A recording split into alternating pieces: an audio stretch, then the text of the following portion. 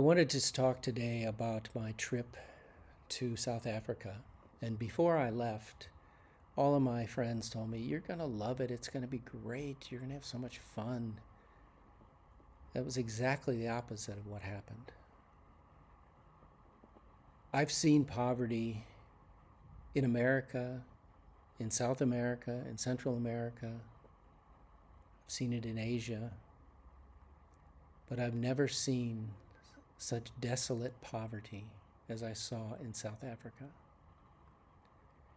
And I made a post on TikTok. It was my first viral post about my experiences in talking to the locals who are living in shanty towns. They call them townships, but they are shacks, just like the shacks in Brazil, in Central America.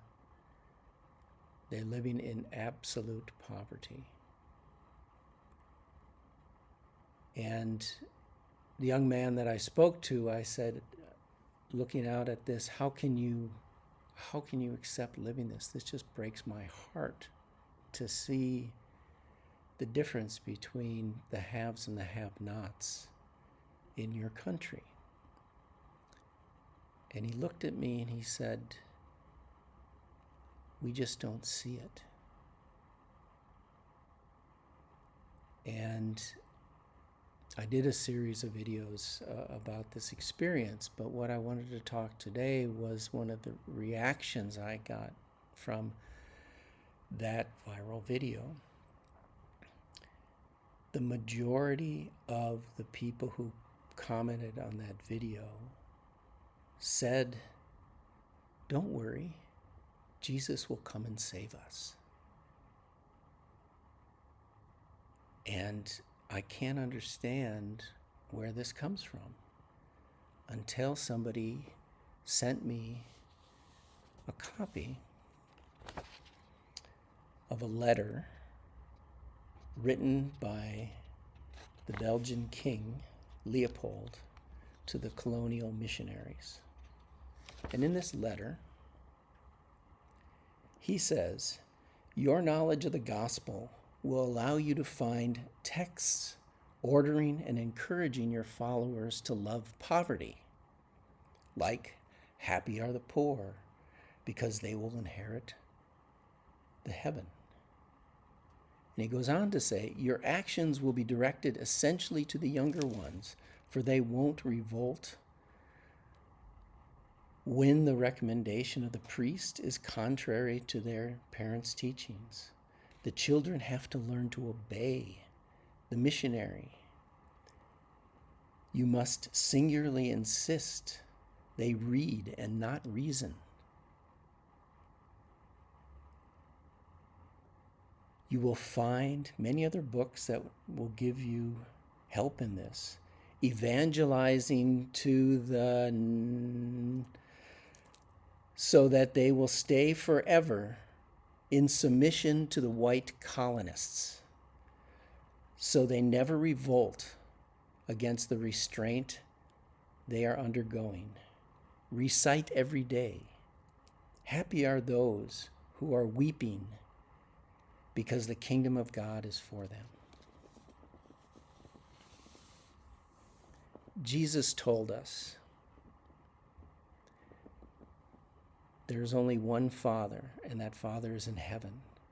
And don't follow anybody who calls themselves father, bishop, pastor, who puts themselves above you, because that's what happens. You become under the submission of a human and not following the teachings of Jesus. And Jesus told us the children will inherit the earth, or will inherit heaven. And that means those who are childlike, those who are curious. And this tells them to oppress the children. Don't let them be curious. And that's what the churches do.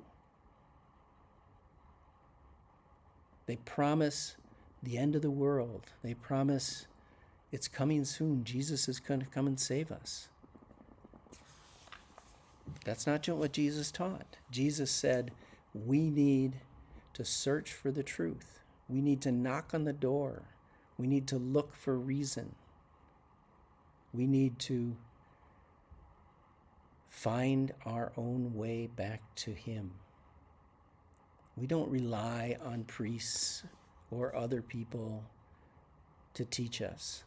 We need to learn, because that's exactly the opposite of what the King of Belgium told the missionaries so that they could support the white colonists in South Africa. And that's happening all around the world. People are being oppressed by the churches to be good little members of the church and don't make waves. That's not what Jesus did. Jesus went into the church. He overturned the tables. He said, "You are not teaching the words of the prophets. You are not teaching the word of my Father. Get out." We don't find truth in the church, unfortunately. We find truth in ourselves, in getting a connection with Jesus, a direct connection, and putting nobody between us and our King. And that's why I started this with the prayer that Jesus taught us. Think about that prayer. Think about what it means. May thy kingdom come to us. You're asking Jesus to fulfill his promise to send God's kingdom to you. That promise doesn't come through a priest. That's his promise to you, to send his kingdom to us. And those are our guardian angels. Those are his spirits. And those spirits won't manifest wealth for you. They won't manifest material goods for you. They are here to strengthen your will, strengthen your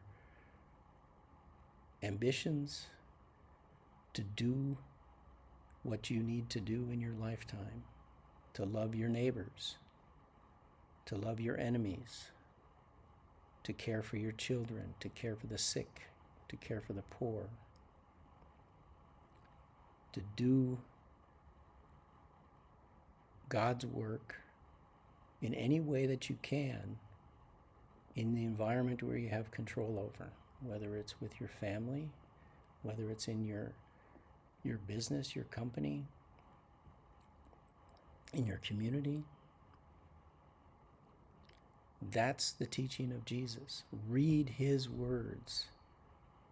And don't rely on somebody else to tell you what it means. Read the Bible. Don't read the Bible study guides, because they were written by these people who want to use religion to oppress you. So go out, read the words of Jesus, and meditate on those words, and pray the Our Father.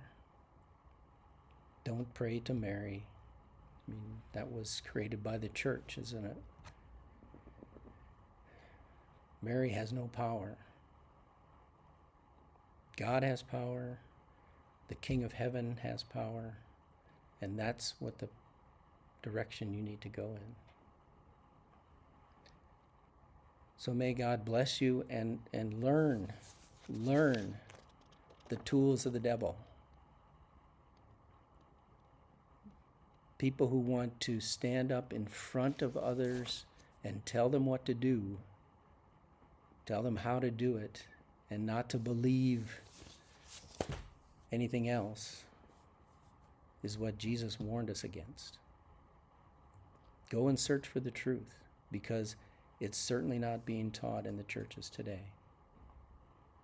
The truth was destroyed in the 6th century by the Roman Empire, who turned Christianity into a political tool and then committed genocide on the followers of Jesus. And what that left us with was what they called the Dark Ages, because the Roman Empire put out the light. They killed all the enlightened peoples. And all that were left were these types, barbarians who wanted to oppress humanity. So please reach out if you want some suggestions on what you should read. But all I can suggest is read the Word of Jesus. He has only good news to tell you. And that good news is for everybody in the world. For the Muslims, for the Buddhists, for the Hindus, for the atheists. Reject this and love your neighbor. Don't oppress them.